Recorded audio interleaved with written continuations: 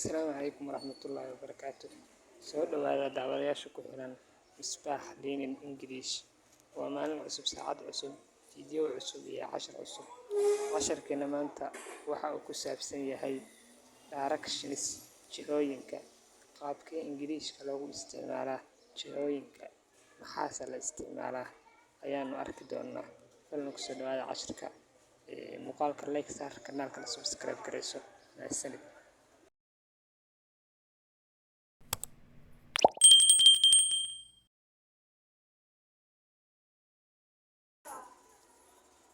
casharkeena maanta waxa uu ka bilaabanayaa kelimadan instead, halkii choose salad, dooro salad, instead of purchase, halkii aad ka dooran lahayd hamburger.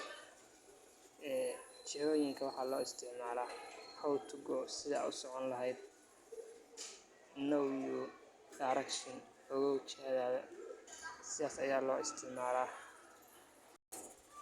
Jiheeyaha labaad waa beside, dhinaca ama dhinacyada.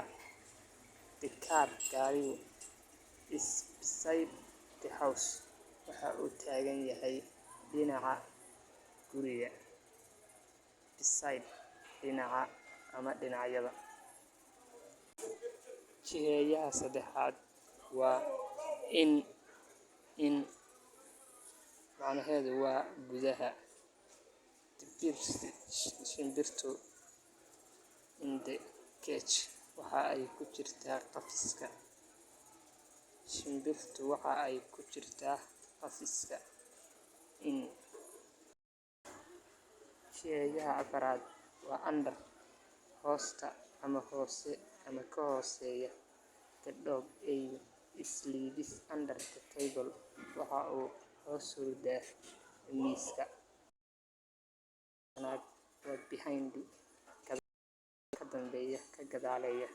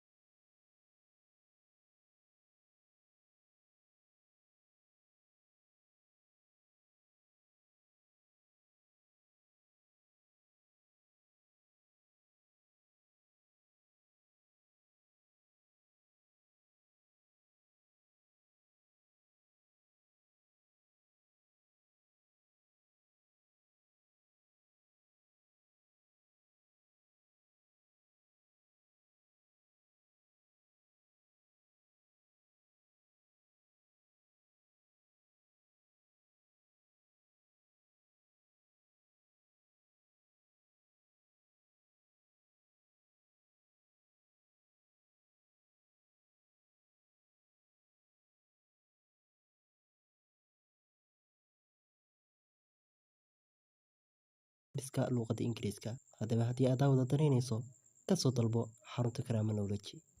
Buugga waxaad ku helaysaa si PDF ah. Sidoo kale xaruntu waxa ay diyaarinaysaa buugaag kale oo isugu jira luqad iyo cilmiyo kale. Haddaba si aad uga faa'iidaysatid daawade, ka mid noqo macaamiisheena cusub. Wixii faahfaahin waxaad kala xiriiri kartaa lambarka shaashada kaaga muuqda.